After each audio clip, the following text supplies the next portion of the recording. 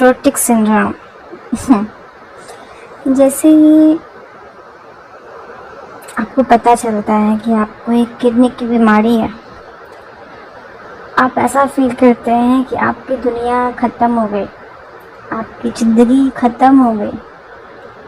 अब आप सरवाइव नहीं कर पाएंगे।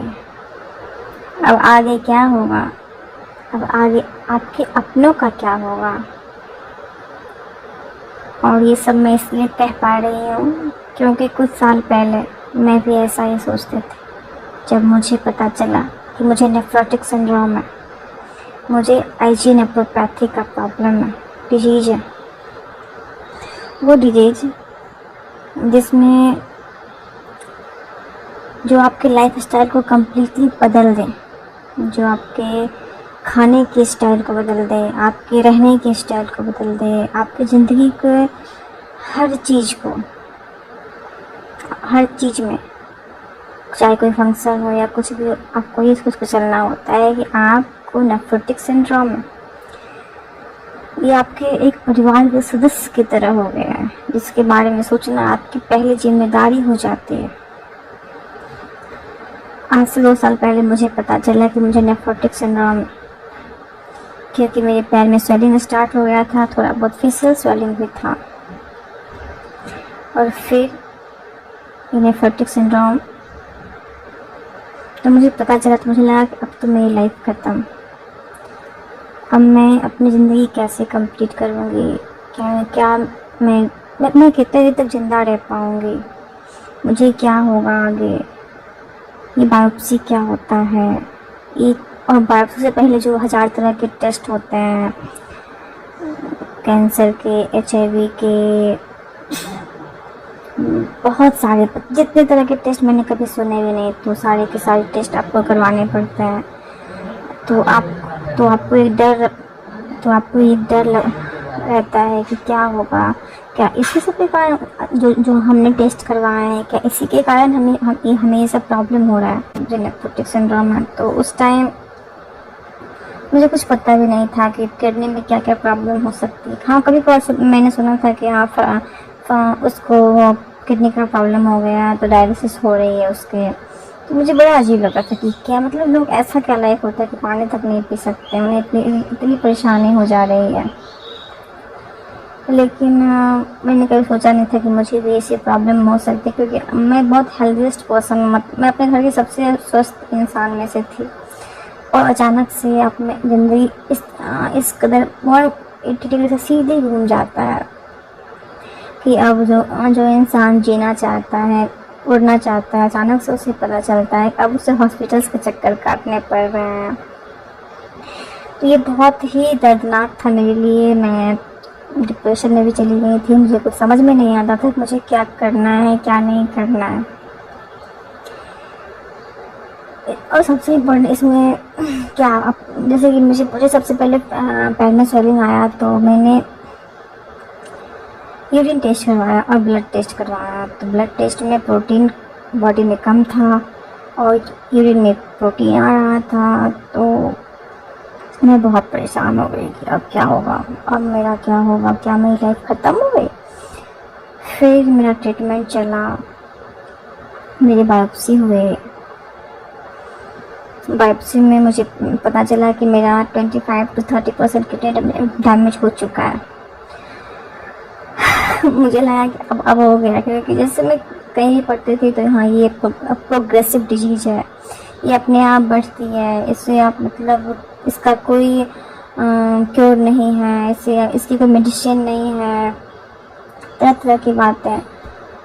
तो जब मैं PGI चंडीगढ़ चेकअप करने के लिए गई, तो वहाँ मुझे स्टेरॉइड चलाया गया। 60 mg स्टेरॉइड खाने के बाद तो मेरी हालत इतनी ख़राब हो गई कि मैं चल नहीं पाती थी, मैं उठ नहीं पाती थी। मुझे ऑफिस जाना होता था तो मेरी बॉडी में पूरा वाइब्रेशन होता था। तो मैं पहले वेट करती थी कि मेरा वाइब्रेशन ख़त्म होगा, पल्पिटेशन ख़त्म होगा, उसके बाद मैं ऑफिस जाऊँगी। मेरे हाथ में कपकपी होती थी कि मैं अपना एक हाथ से नेल पेंट भी नहीं लगा सकती थी। तो ये जर्नी बहुत बहुत स्टार्टिंग में तो ऐसा फील हो रहा था कि अब तो ख़त्म हो गई मेरी लाइफ, अब क्या बचा है ज़िंदगी में, अब कुछ भी नहीं बचा। लेकिन कहते हैं ना, उम्मीद इंसान को कभी नहीं छोड़ना चाहिए। लेकिन ये कहना बहुत आसान है, उम्मीद मत छोड़ो, उम्मीद रखो, पर ये जब जिस पर बीतती है ना, उसके लिए बहुत मुश्किल होता है। ये करना बहुत ही मुश्किल था कि मैं अपने आप को पॉजिटिव रखूं, जो कि नहीं संभव हो पाता है। लेकिन आपको रखना ही पड़ेगा पॉजिटिव, आपके पास और कोई ऑप्शन नहीं है, क्योंकि आप जितना स्ट्रेस लेंगे, जितना आप परेशान हो, उतनी डिजीज आप पर हावी हो जाएगी। तो नेफ्रोटिक सिंड्रोम को आपको अपने ऊपर हावी नहीं होने देना है, इसके ऊपर आप हावी हो जाइए कि नहीं, मैं तुम्हें नहीं आने दूंगा, या मैं तुम्हें नहीं आने दूंगी फिर से।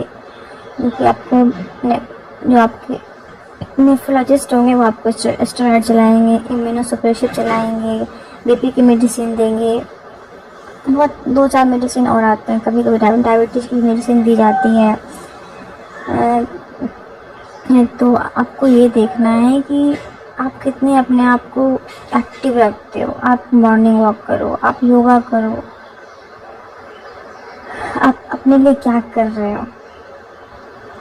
और बहुत से लोगों की उम्मीद, आप जैसे कि जब प्रोटीन लॉस होता है तो उस टाइम आप बहुत ही लेजी फील करते हो, आपको कुछ करने का मन नहीं करता है, लोग आपको आलसी समझते हैं, आपको बुरा लगता है कि लोग मुझे क्यों नहीं समझ पा रहे हैं। वो नहीं समझेंगे क्योंकि उन पर नहीं बीत रही है ना, बीत आप पे रही है, प्रॉब्लम आपको हो रही है। तो आपको समझना पड़ेगा कि उन लोगों के कहने से आपको फ़र्क नहीं पड़ना चाहिए। हाँ, आपको अपने आप को एक्टिव रखना है, सिर्फ बेड पर लेट कर आप नेफ्रोटिक सिंड्रोम पर भारी नहीं हो सकते। आपको नेफ्रोटिक सिंड्रोम को हराना है, इसके लिए आपको हेल्दी रहना पड़ेगा, अपने आप को एक्टिव रखना पड़ेगा। मोस्ट इम्पॉर्टेंट, अपने खान पान में आपको बदलाव करना ही पड़ेगा, क्योंकि इसके बिना कुछ संभव नहीं है। लिमिटेड खाना पड़ेगा आपको, बाहर का खाना एकदम बंद करना पड़ेगा, नमक बहुत ही कम खाना पड़ेगा, लेस देन 5 ग्राम पर डे। ऑयल बहुत ही कम खानी होगी आपको, प्रोटीन दाल जैसे चना वगैरह ये सब थोड़ा सा नेगलेक्ट करना पड़ेगा। मसूर की दाल आप खा सकते हैं, अरहर की दाल आप खा सकते हैं, सब्जियां आप पोटेशियम रिच फूड ले सकते हैं, लेकिन थोड़ा कम क्वांटिटी में हो तो ज़्यादा बेनिफिशियल रहता है।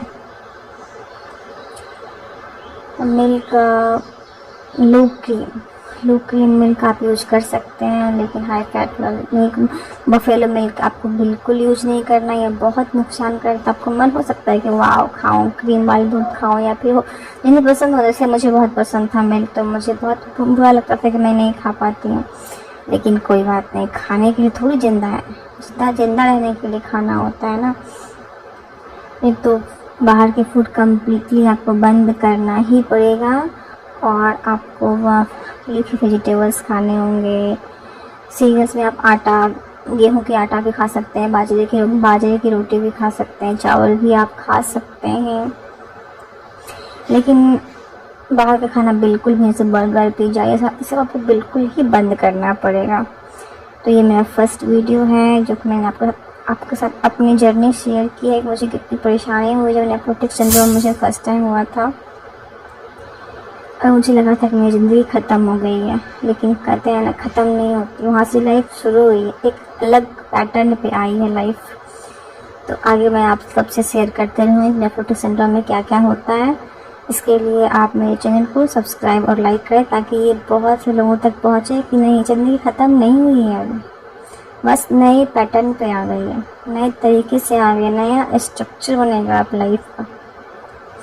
तब तक के लिए, जब तक नया वीडियो नहीं आता तब तक के लिए मुझे इजाज़त दीजिए। Thank you so much.